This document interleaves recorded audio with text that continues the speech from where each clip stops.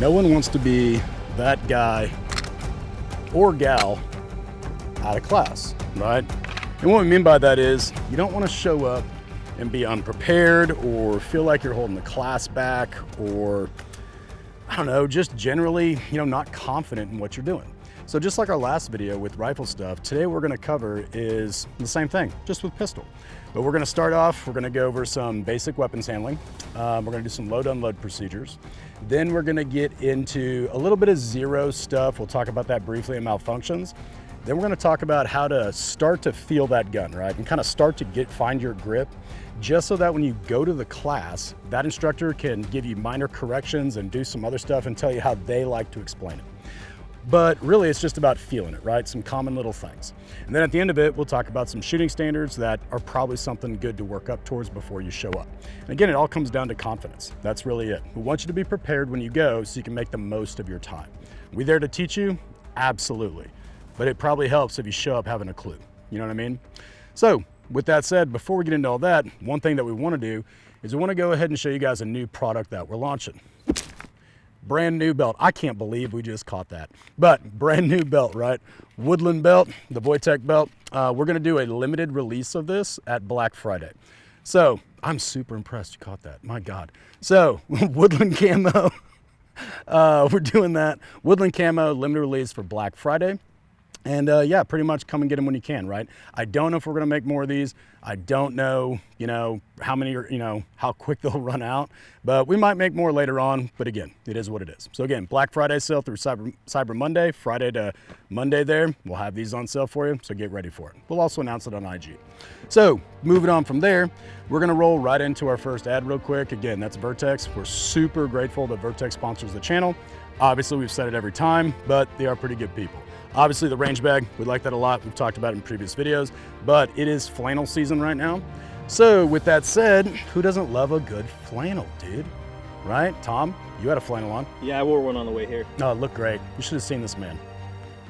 It looked wonderful. You go around Nashville too, flannels everywhere. No wood has been chopped, but lots of flannels, right? So with that said, I like this one a lot. I've had it for a while, but they came out with some new colors here. So obviously you got your staple green one they've had for a while. So just kind of go over a couple little features in it. These buttons right here, they look like buttons. They're actually snaps, which I like quite a bit. They've got little features right here. If you're the way you carry, you like to sweep that shirt back when you defeat your garment. They got little weights you can put in here. You can do all that. Pockets with Velcro, so on and so forth. Really, it's just the cut. The cut is really, really nice. It's not too tight, and it hides that gun pretty well. So they do a great job with that. Nice thick material to be able to feed that too. Some of the colors they got, I think that's a new color, I believe. That's a color they already had. That one's one of my favorites right there. Here's the yellow one. My wife loves this one. She absolutely loves it. I think this is the color they already have. It looks pretty good too. And then this blue one. My wife loves this one too. You know how it is, guys and gals. If your spouse, your husband or wife, likes what you're wearing and says, oh my God, you look so good in that. You know what I'm saying? Maybe that pays off later. Make sense? She's gonna be pissed that I said that on camera. We're talking about biblical stuff, you know what I'm saying? Anyway, so hopefully that works out for you later, but we like to look good. But that's it. Check out Vertx for their new stuff. Remember, we got that code with them, BAER, for I think 15% off. So if you're basic weapons handling, all the firearm safety rules apply, right? The 4 firearms, always know it's in front of and behind your target. Don't point your gun at anything you're not willing to destroy. Always keep your finger off the trigger until you're ready to fire. So always know the status of your weapon, right? All that stuff and everything else. There's 5, there's more, whatever. Those all apply, right? One thing I want to talk to you about mainly is the little things we see that get people in trouble, right? Where it's like, whoa, you weren't paying attention. That caused you to flag the line, or that caused that muzzle to go in a place that was unsafe, right? And that's unacceptable. So the rule is, man, if you break, that 180 with your firearm, that's it, man. Unload, show, clear, right? If you have a negligent discharge, unload, show, clear, you are done shooting, okay? You can stay and you can watch, you can do whatever, you can keep learning, but you ain't touching a gun the rest of the day. And part of that is you need to learn, okay? So that's how we hold ourselves accountable. That's why we make sure it doesn't happen in the future. So let's talk about a couple things real quick. One thing, we say this a lot. If this gun's gonna come out of the holster, I will always be facing downrange towards my targets first, right? Before I draw, before I do anything. What gets people is if they're walking up to the line, they're behind people, they'll kind of come up back here, pull up their gun as someone's in front of them, and then step on the line. That's not good. It's not professional, okay? Make sure you are on the line until you draw your gun. The same thing is true. I'm going to put my gun in the holster before I step off the line, okay? Now, here's what I mean by that. If I have my gun out, we're doing what we do, right? Even if you've already cleared, I don't care. If you do one of these, turn as you holster, well, right there, we just flagged the line. And doing it the other way, we see this too, one of these. Now we just flagged the line all the way down, okay? That's not good. That's not upholding that standard, okay? Now, I'm just gonna throw this in there, right? We act this way on the range because outside the range, if, you know, this is just coming from my experience and kind of how I viewed it being in the military, flagging happens in a situation or whatever you want to say, right? War, whatever, I don't know.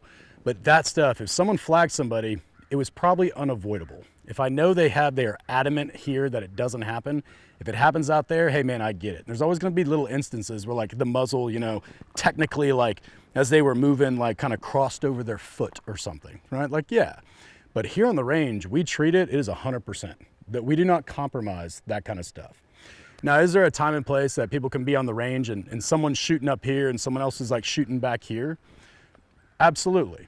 But that isn't in a level 1 course or your typical classes that you're gonna go to.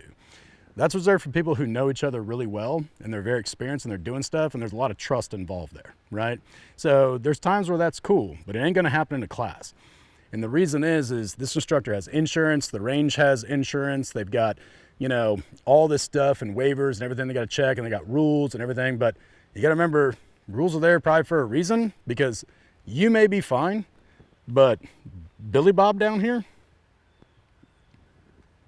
you know what I'm saying? Like, or Gertrude or whoever, they're not, Gertrude, I don't know who's named that, but they're probably not. So we don't want to set that standard for people that might not have as much experience for you as you. So remember, sometimes in certain instances, it is kind of lowest common denominator, but that's something we do not sacrifice, okay? So going back to it, competition shooting, USPSA, I love their rule sets and everything else. That is something, and the way they run a stage in a match, those safety rules are great. You load up when you get online. Once you're done, you unload, show clear, holster up, make sure it's clear, and then you can step off. That's probably the best way to go about a class. There's gonna be some classes where they allow you to keep a hot pistol, right? Like, hey man, just keep your guns hot, pop out a magazine, go back, top it off, and put it right back in, okay? So let's talk about that real quick. So, if my gun is loaded, and they say to keep a hot gun, right? Great, if I step off this line, this gun is not coming out of the holster. So some people call it an admin reload. They might tell you just to pop the magazine, right? Take it out, go fill it up real quick. Or if you have your ammo on the line with you, we've done that before, fill it up and put it right back in. You make sure you put that sucker back in so that you don't look down at your gun thinking it's clear because there's not a mag in it, and then boom, you have an ND, okay? So always make sure you put it right back in. Now, some people don't do that, some people do, but just something to think about as you go on, okay? Now, we know the muzzle is going out, it's a laser coming out of your muzzle, excuse me, and then we're always aware where it's at. The 180, if this is the line, is straight to my left and straight to my right. And technically, you should probably think about it as like 170, right? Or whatever range fan that they told you your muzzle can point at. And that's probably the corner over here in that berm and the corner in that berm.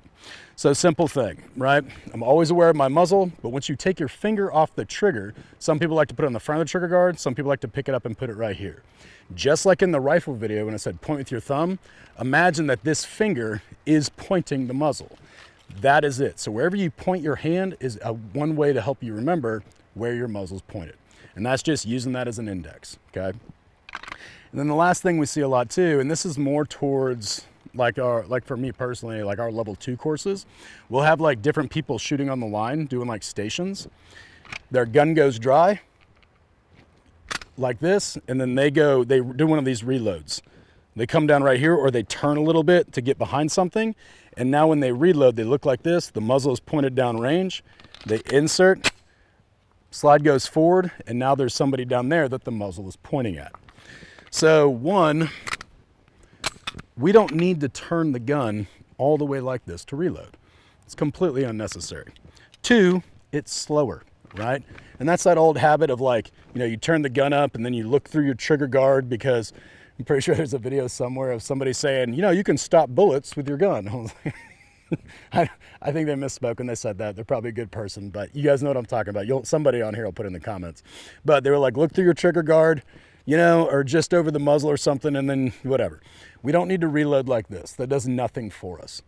Simply, when that gun goes dry, I'm gonna do is drop, and I'm gonna turn the mag well inwards. That's it. So generally, it's pointed down range still, but when I go to reload, it's a natural position for the magazine to go right in, okay?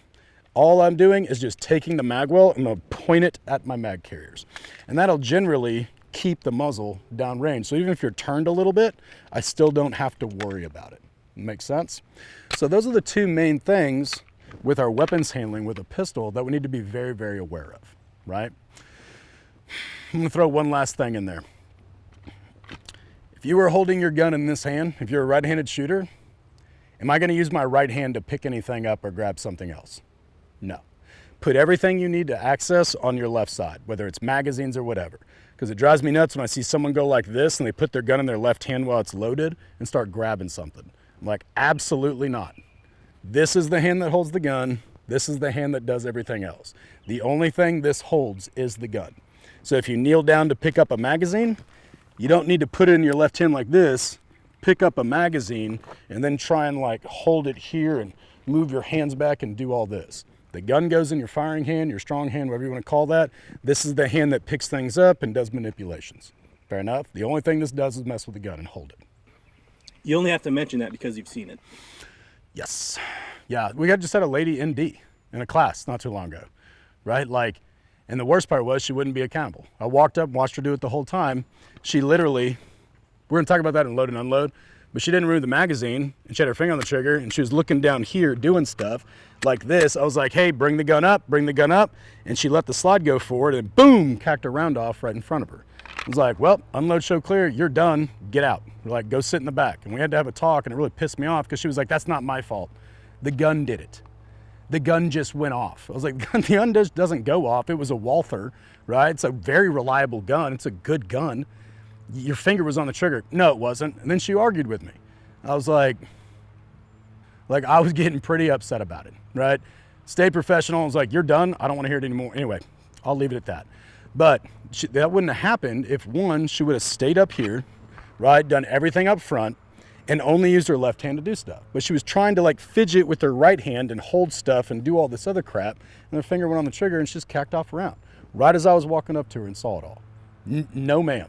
Absolutely not. Or sir, or whatever. I don't care who you are. Doesn't matter. Anybody can do it. The gun stays up here generally. We don't need to mess with our guns looking at the ground. Keep your eyes up, looking down range, and just get used to, some people call it the workspace, whatever, but get used to manipulating your firearm up here and doing whatever you need to do close to your eye line. Upper chest, chin level, whatever you want to call it, generally up here, roughly that place where like you clap, right? That's where we're gonna do most of our stuff, okay? This is where it should be done, not down like that. So get used to keeping your head up, okay? Just like your mom and dad used to tell you, pick your head up, look where you're going, stand up straight, all that stuff. Same thing with a gun. Load and unload procedures. So I'm gonna go through this entire thing, right? It's gonna sound like a lot at first, but then we're gonna break it down and make it a lot simpler. And then when we're done with that, then we're gonna tell you why we do it this way, okay? So first things first, make sure I'm facing down range, bring my weapon up into my workspace into a safe direction. Tend to place it on safe and ensure there's no source of feed. Lock my slide to the rear and check my 3 points of contact: chamber, magwell, slide face. Insert your first fully loaded magazine, ensuring that it's properly seated. Slide forward, observing the chambering of the round. Press check if needed. Down in a safe direction, holster and complete. Unload procedures. Bring your weapon up in your workspace in a safe direction. Attempt to place it on safe, remove your source of feed. Lock your slide to the rear and observe the extraction and ejection of the round, making a mental note of where it lands. Check your 3 points of contact: clean chamber, magwell, slide face. Slide forward, take one well-aimed shot down range. Do not re-rack. Holster and complete. All right, so let's simplify that just a little bit, right? Because that's a lot of words. But all the same stuff's going to get accomplished. So first things first, when I go to load my gun, make sure it's on safe if you've got one. Slide, mag, slide. Okay? I'm going to lock, insert, slide forward. Okay? So why do we put the slide to the rear first? Well, if you guys remember in the rifle video, have you ever seen somebody go to load their gun? They load it and then they go. He just didn't quite hear that extra little bit of the round going in the chamber. It sounds slightly different. Then they go to shoot and they get this. Nothing happens. And then sometimes a mag will fall out. Right? It happens a lot with Glocks too because of the polymers and just how tight it is and everything else. Well, what happened was when they inserted it, they didn't insert the mag all the way. And so when they racked it, no round went in the chamber because it wasn't inserted when they put it put the mag in on a closed slide. And usually that happens because your mags, you don't have that little bit extra right there for the rounds to depress when you put it in. And if that mag is super duper full, like say you snuck an extra one in there and it's really tight, you know, depending on the magazine and the gun and model, when you put it in on that closed slide, or you just didn't have your man hands and made sure that it was seated and pulled on it, well, guess what? It didn't chamber around and then it falls out on you. So that's usually why that happens. Now, let's go ahead and do our unload procedures and we'll talk about another couple things. So we know load, right? Slide, mag, slide forward. Now, when we clear, we're gonna do the same thing. I'm just gonna drop my magazine first, and then I'm gonna lock my slide to the rear. Okay? So once I've done that, I've taken out the source of feed so that if I racked it and I didn't do it right, I didn't accidentally chamber another round, you know what I'm saying? So remove all the bullets first that you can, then lock your slide to the rear. So we tell you to look in 3 points of contact: chamber, mag well, slide face. The 3 places a bullet could be. It can be in the chamber, it can be down here, or it can be stuck there. So I just kind of go like that and check straight down, make sure I don't see any brass, and we're good to go. And then once we're done, we put the slide forward, okay? Now, we put the slide forward and we take 1 shot down range. In competition, they say slide forward, hammer down, and holster. Slide forward, hammer down, or in this case, firing pin, and then we holster. So why do we take that shot? Well, 1, it's a great dry fire rep. So when you do that, you check it, put it forward, get 1 extra little rep in at dry fire, and make sure you got a good trigger press. But 2, the firing pin is down, or the hammer is down, or however your gun operates. Now, on a Glock, you won't get any of this. The trigger's dead. But no matter what, that gun is completely safe. Even if the magic bullet fairy puts one in there, like, the gun still can't go off. You know what I'm saying? Like, it cannot go off. We 100% know that it's safe. And on guns like Glocks, I'll feel the trigger is dead, right? On a standard Glock trigger, and I know it won't have any play in it. If I ever come up to a gun and pick it up and there's any kind of play, you know, well, first I always lock the slide over and check it. But if I happen not to and you ever feel any play, first thing you should do, lock that slide to the rear. That's just a good habit to get into already. So it's a good rep, good dry fire rep. It also makes sure that the gun is 100% safe and nothing can happen. Good practices, okay? Now, looking at that one more time, you load it back up. First things first, here, drop,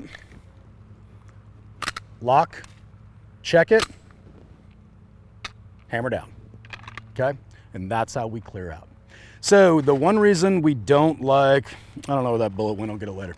The one reason I don't like just inserting it and racking it, or when people clear, what they'll do, let me do this. When they clear the gun, they'll do one of these, and they'll just go.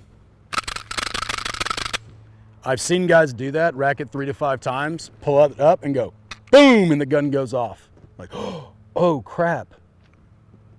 Well, that's an ND, bud. You know what I'm saying? Well, I mean, I racked the slide a bunch. Okay, well, extractors and ejectors fail. Sometimes rounds get stuck. There's lots of things that can happen. If you didn't look in here and confirm it, visual and manually, that's on you, okay?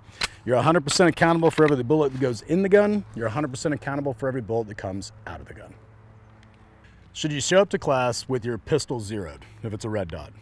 Yeah, right? Like, probably. You know what I mean? Like, maybe in the class you're going to, they say, yeah, we're going to zero pistols, and that's part of it. We don't zero the pistols. You should have that done when you show up to ours.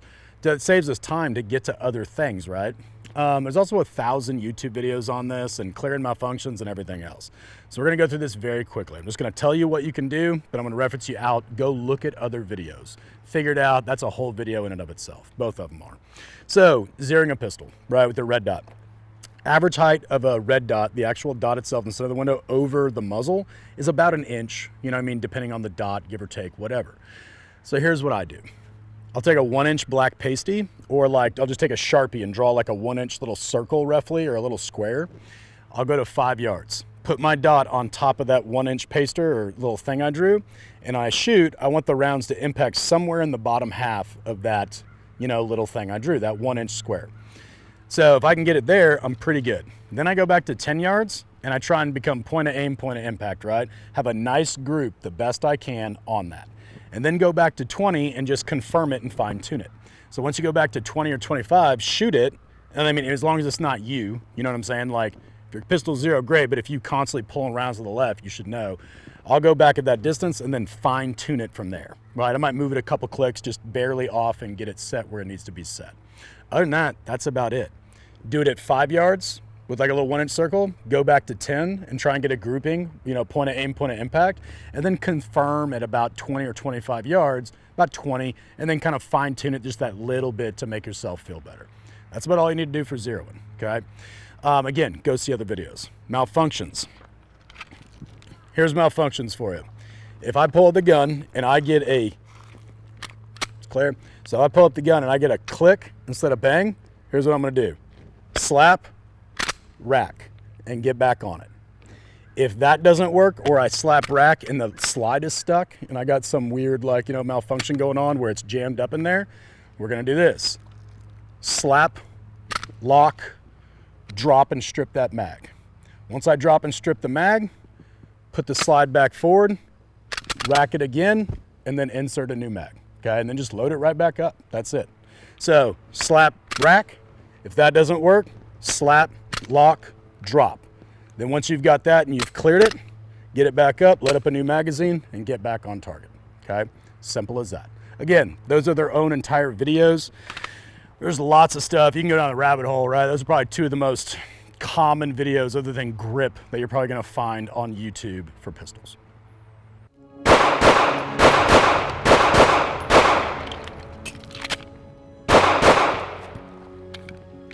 All right, so Leupold, I've been working with them for a number of years, and honestly, before I ever started working with them, I was shooting their product. Big fan of Leupold and a big fan of the DP Pro especially. Reason being, man, you know, everybody's got personal preferences. The biggest reason I like shooting the DP Pro is simply just the big window and no distortion, right? So take the gun up, hold it like this, and I sweep it across the target. There's no distortion or warping in the target and in the glass and lens itself. So easy to do. Battery, pop that to the side. Battery pops up right like that, comes down, set it like that, push the button back in, and you just changed your battery. Let me get my hand on this side, sorry. Just changed your battery, right? Super simple, so you don't have to take it off. Other than that, man, like clear window, glass is great. They're not using some of the cheaper coatings, and yeah, man, it works real good. Like 2.5 dot, they've also got the night vision capable dots available now also. How to hold the gun, okay? So whenever you go to class, they're gonna explain how they like to do it, right? I've got my way to explain it, and other people got their, so on and so forth. So I'm gonna give you some quick tips and stuff to figure out. So first things first, it does help to wear some grip chalk when you do this, especially on that support hand, right? And the only reason I'm gonna say that is when you put grip chalk on, you feel what that tension is and how it sticks to your hand. You go, oh, I get what a good grip feels like. And then it'll wear off over throughout the day, and then you just keep trying to do that. So it kind of teaches you what right feels like. But if you wanna wear grip chalk, freaking go for it. It ain't gonna hurt you. I only put it on my support hand and on the back of these knuckles. So I just put it here and go like that. I don't like it on my firing hand, but some guys just look like, you know, like LeBron James, you know what I'm saying? They're just chalk everywhere, some CrossFitter. So with that said, if you want to use chalk, you can. Now, simple thing, right? Most people are going to say a lot of the same stuff. We want to get high up on the beaver tail, everything else, we want to hold the gun, all that stuff. Yes. So here's what I'm going to tell you. I don't care if the gun is more directly behind this bone or not, and if you have smaller hands, it's okay to cant the bottom out a little bit so you can have more reach with the index finger. So if you have smaller hands and you notice you put everything behind the gun, this finger can't quite reach. So take the bottom of your hand, if you need to, kick it out like that so you're kind of cupping up and the frame is splitting more towards the middle of your hand. You'll get a little bit more length out of the trigger finger. So if your hands are smaller, that tends to help. Next thing, we want to fill this gap up and around here. And they always talk about this, high and tight up on the back strap. With anything, there's always too much, right? How many times have you seen somebody putting their hand up like this and they go to hold onto the gun and they're holding on to it so tight that they can barely move this finger, right? Well, yeah, dude, relax your hand down a little bit. Instead, get the gun in just a comfortable position with these fingers so this finger can move nice and easy and it's not too tight. And then what I like to do is I like to drive that thumb up towards the back strap.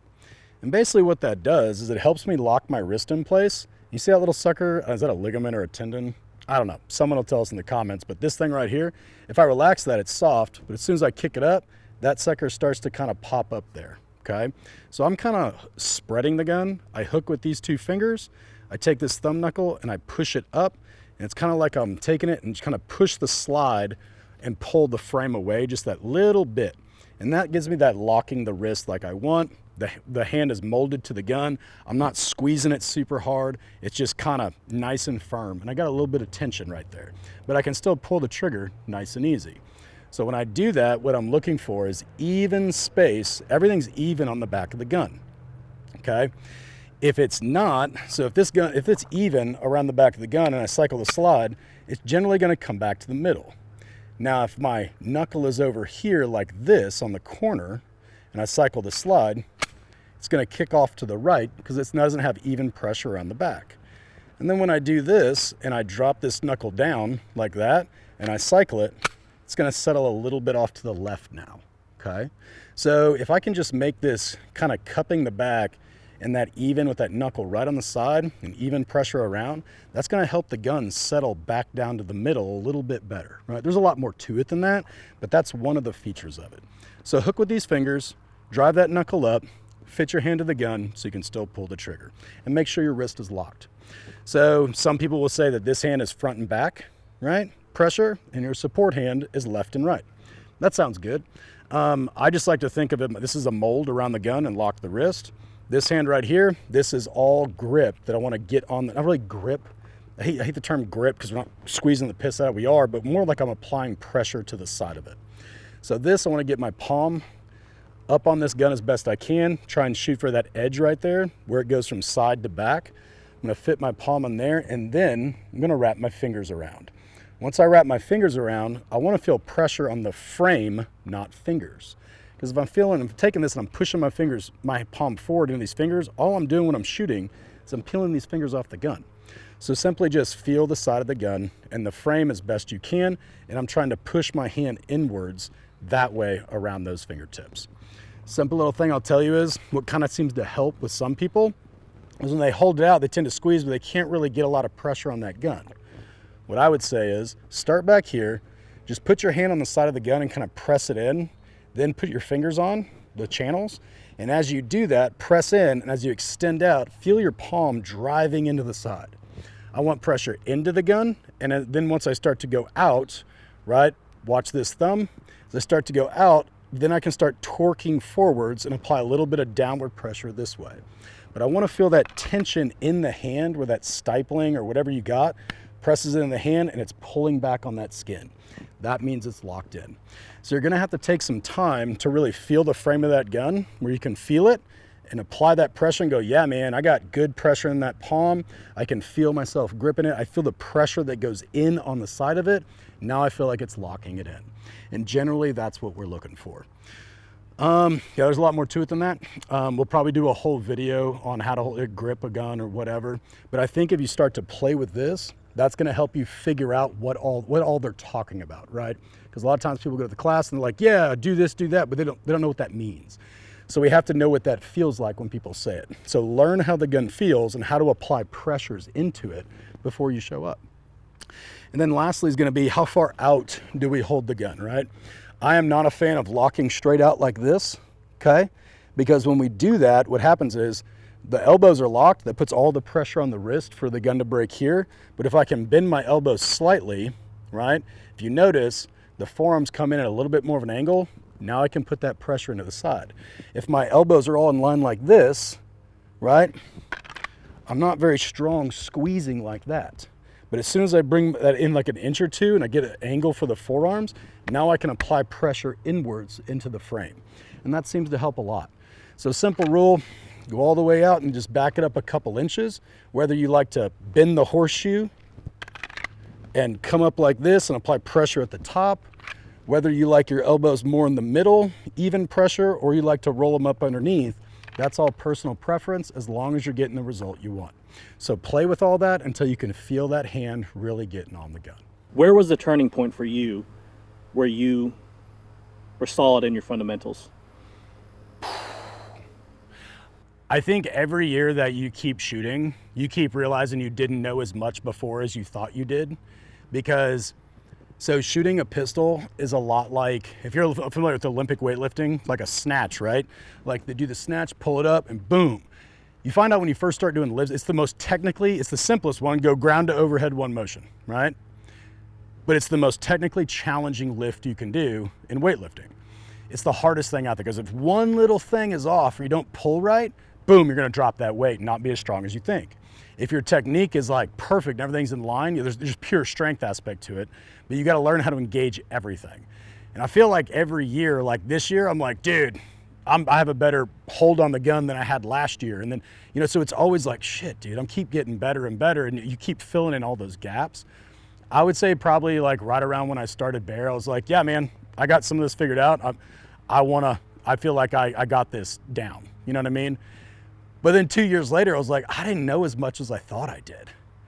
And then now I'm like, I didn't know as much 2 years ago. So it keeps happening. And I'm sure a lot of other instructors are too, because you're constantly learning and you're filling in all those little gaps. And you're learning little bits more and little bit more.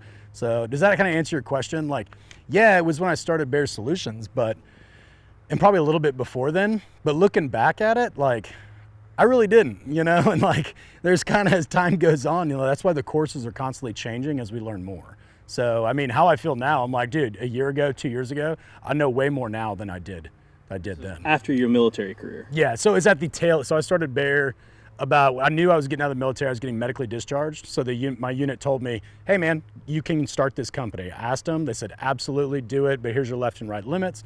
So I started the company in 2017, I got out in 2018. So they let me do that with, I went and talked to the lawyers and everything. And then I started training. So it started in 2017. That's about when it got out a year later. But we knew I was getting medically discharged. I just had to go through all the TBI clinic and rehab and surgeries and all that other crap I had to get. So it was a process. It was a hell of a process, I'll tell you that. It was ridiculous, some of it. So now let's go over some basic shooting standards, right? And what you can do to kind of train up ahead of time. So just like in our rifle video, it's the exact same thing. Really the only difference is the distances. So we talked to a few people in the industry. I was talking to Billy Barton at Spec Train. I like that guy, by the way. I think he's a cool dude. Anyway, so I asked him, like, when you show up to your classes, what do you want somebody just to be able to do? And he was like, doubles at 15 yards. They should be able to do, however many rounds, doubles at 15 yards, and be able to get it in the A zone and just hold a decent group, right? So we're talking about that. If this is your A zone, if all your rounds are generally in here, that's good. They're not all gonna be perfectly like this. You know what I'm saying? Like, that's not a 1-inch group, but just firing at speed and have generally your rounds here in the A zone, right? Generally spread throughout here. And most likely probably upper, half of the A zone somehow, but generally speaking, that's what you're looking for. So he says 15, right? I would say, yeah, man, cool. I've seen the stuff he does. He's doing some other stuff on day one that a lot of people don't do. So he's hoping you're a little bit farther along to do that. Again, he's gonna teach you, and he's gonna teach you all that stuff well. So absolutely go see his course, and don't be intimidated by that. For me, I think the same thing. I would say, 10 yards, and I'll take the rest, but I think 15 is great too. Once you can do this at 10, 15 is really not that big of a deal, right? So we're gonna do this at 5, we're gonna do it at 10, and we're gonna do it at 15. So to explain this, the doubles drill, again, this comes from Pranka and Steger, right? It's gotten really popular because of them over the past few years. And I think bang for the buck, it's probably the best way to train like recoil management and grip and just getting the sight to come back to the same point and have good accuracy at speed or whatever they say. I think it's a great drill for that, especially at the beginning. People have been doing doubles drills for decades, right? However, they kind of packaged it and put it out there and kind of brought it to the masses, absolutely. So what this drill is, kind of as we walk back, what this drill is it's kind of an exploratory drill, okay? What you're gonna do is you're gonna shoot 2 rounds, right? And then you're gonna pause. And on that pause, you're basically ask yourself, did that feel good? Did I get a good result? Did everything feel right? Did I feel, see, and do? Did I feel right? Did what I see confirm, in the sights, confirm that what I was feeling was the right thing, and how did I do, right? So feel, see, do. Go over those 3 things. So as we shoot 2 rounds and then pause. And that pause is your check. If it was great, do it again. But if you want to change something about it, change it to get a better result or play with it, right? And learn. So, and if you noticed after a couple rounds, it starts getting worse, go, oh, wait, hold on. Let me stop for a second. Yep, okay, I got to get this left hand back on. And get back on it and do good things. Cool. So that's all we're going to do. Again, this drill is really it's a great drill for you as long as you don't just come up and start blasting rounds and be like, I don't get it. It's not working. No shit. Like, that's not how things work. You have to figure, like, this to help you figure it out. You don't just do a drill and magically get better, right? That's not how drills work. But it's set up in a way for you to figure things out and decide, I like that felt better, let me keep doing that. And then to reinforce that as you shoot, right? And then you can change the speeds and go quicker and see what happens. So let's do this real quick. We're gonna shoot at 5. Wipe that little guy off. All right. Cool. Awesome. So let's start off here. So all I'm going to do, this is not from the draw, anything else. I'm going to start with the gun already out and on to target right here. So as I start with the gun out, on target, set up just like I want, I'm going to fire 2 rounds. Stand by. Good. Pause and check.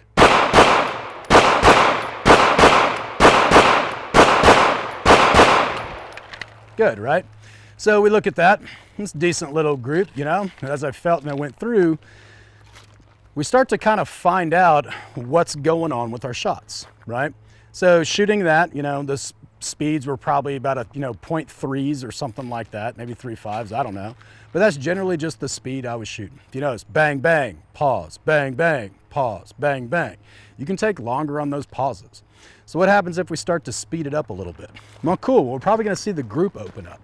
But as long as I'm maintaining that and learning in the sight, seeing the sight lift and return and come back to the same point, you're good to go.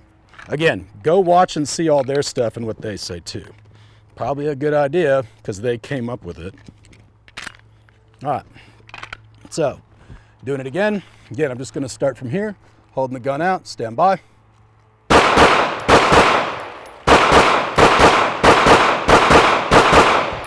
Cool. So we see that, had a little hiccup on the first string, but you guys get it, and we're good to go, okay? A little bit quicker, still holding a decent group. Awesome, let's go back. Ooh, my hands are sweaty. All right, so now we're back here about 10, right? So as we do that, we're gonna do the exact same thing and just see what happens. Again, every pause in between, it's a quick check, am I doing what's right? This time, let's slow down that pause a little bit. So coming back, if I shoot at that speed, naturally, what do you think is gonna happen? It's probably gonna open up just a little bit, right? Because the cone of deviation as you go back, so that's okay. But I just want everything to be in the A zone. Once in the A zone, we're good to go. Again, for now, but you should get to the point where you tighten it up more and more. So setting up, good to go, stand by.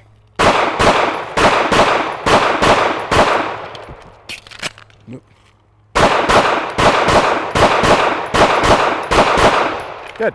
So I had a couple little rounds high in the first few and after the reload, but other than that, we're still pretty much in the A zone and we're doing good, okay?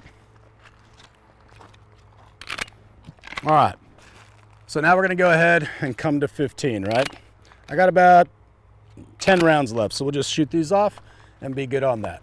So back here, maybe 15-ish. I really don't know how far this is. I think it's about 15. You say that's about right, Tom? about 15, maybe a little farther, but whatever. So coming up, same thing. I'm gonna set that out and do it again. Stand by.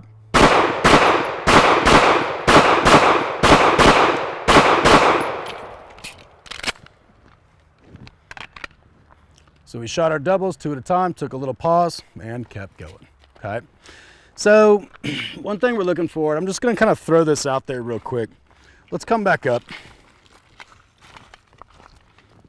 If that's a little bit too challenging for you, work on one-shot returns, okay? So what that is I'm gonna fire 1 round, I'm gonna see the sights lift, and I'm gonna reset the sights and reset the trigger. So JJ Racaza says something called shooter ready versus gun ready. So what does the gun have to do every time after a bullet's fired to be ready to shoot again? It's got to extract a round and chamber a round. What does the shooter have to do after you fire a round to be shooter ready again? Well, you have to reset the sights back on target and reset the trigger, okay? So we're just gonna do that. So start at the wall, fire a round, and get back on the wall and reset your sights. So if that's a little bit too much for right now, you can take it down to 1 shot, and you can pause after each one. And so you're just completing the shot cycle over, pause, check it, do it again, pause, check it, do it again, pause, check it. And notice how your sights lift. Generally up, but coming back to the same point without dipping too far below, without going to the left, without going to the right, or settling too high, okay? Let's look at that. So framing the gun out in the middle, just like that, stand by.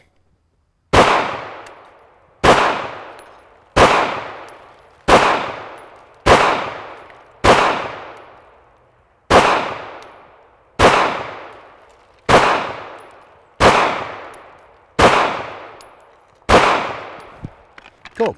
So it's the exact same thing, but on that pause right there, I'm gonna shoot, does this feel right? Does this feel right? If it does, let another round go. Does this feel right? Does this feel right? Good. If it does, let another round go. At the same time, I'm just checking the sights. As they lift, they come back to the same point. And on all those, my shots are pretty much right in this section right here, okay? So I'm just working on those 1-shot returns, taking my time on it. With both of those, however you do it, just remember, keep the gun out the whole time. We're not gonna bring it back. We're not gonna do that. We're gonna hold the gun out there the whole time, the entire time we're shooting. Other than that, that's pretty much it. Work at your 5s, work at your 10s, and see how far back you can go and get to your 20s and 25s. Again, you don't have to be perfect coming to a course. It doesn't have to be the best thing in the world, but you should have a basic level because it's only gonna help you understand everything, but the instructor's gonna tighten things up for you, okay? No matter who that is. So, give it a shot, work through your 10s and try and get up to 15 and even farther and see how that goes for you. All right, gear breakdown, right? So like always, auto noise barriers for the Hearing Pro. I always wonder how many of you guys watch this because there's so many people that ask questions in the comments. So if you see somebody asking questions, just tell them to watch the gear breakdown. It's chapterized, whatever. So looking at that, first things first, auto engineered noise barriers, Oakley sunglasses or clear lenses. I need some new lenses because those are scratched to hell. BAER hat adds, subtracts 0.05 on your split times. BAER shirt, subtracts a quarter second from your draw time, all that crap. Gun today, so we got a new pistol. So this is the SIG AXG, right? Frame with the lock grips. And then this is the Gray Guns Lockwood slide. So this is Isaac Lockwood. He's a competitor. He seems like a good dude. He's pretty quick and pretty good shooter, but I bought his gun, his slide, mainly because a lot of people talked about the barrel, the accuracy. It's made and fit and matched and all that crap. I've had zero reliability issues with it. It shoots phenomenally, and this thing's like a little laser. Put it this way, if I miss, I know it was definitely me, put it that way. But I love this thing, Leupold DP Pro. These lock grips, you can see a little bit of bump on the sides, so they give you just that little bit extra purchase as you get your hand on them, right? And then inside, I got the Gray Guns competition trigger kit. I like this thing a lot, man. It shoots really nice. So really, really nice. DP Pro on top. All right, magazines, those are just standard SIG mags. That's it, the 21 rounders or whatever. Belt, running Wojtek belt, Ranger Green. These are the Blade Tech. Tech mounts, they're called. And if you look here, they unclip just like that, the disc, but you can rotate this around however you want and it just locks in place. Same thing with the minis, does the same exact thing with your magazines. You can can them more and do whatever you want there. So those are super slick. I like these a lot. Other than that, Vertx shorts, Delta stretch shorts, skies out, thighs out, whatever you want to say, and some Ultra tennis shoes. Other than that, you got the bag over here. There's some grip chalk that we used a little bit today, later on, because my hands were sweating. This is, I don't know, I got it off the Sticker Pro Shop thing, but it's Pistol Grip Pro Grip Enhancer. I think you can get it on Amazon too. There's also this stuff, which is new, which is very weird. This stuff's different. You put it on, you're like, I can't even see it. It's like little clear little pellets. And dude, it's like an anti-perspirant, I feel like also. Like it's different, but it's cool. I like it. So anyway, I don't know. Got all that stuff, right? Leupold sunglasses. What else are we forgetting? Action Target stands, steel over here, poppers and everything else. If you guys notice, we got these sticks over there, the Forza sticks. I got those from Vlox. I saw him make a post about it, so I messaged him, and he was nice enough to be like, yeah, here, dumbass. They're called agility sticks. I was like, shit. I couldn't find them anywhere. I couldn't figure out what they were. Agility sticks on Amazon, but those are the Forza brand with the little rubber bases. And new addition to the range, we got the worksite box over here. We put all our crap in there, weatherproof, and it's got some ammo in there and targets and just little stuff like staples. Now don't forget, coming out soon, Woodland, buy stuff. Not forget anything, Tom? All right, I think that's it. See you later. See you later.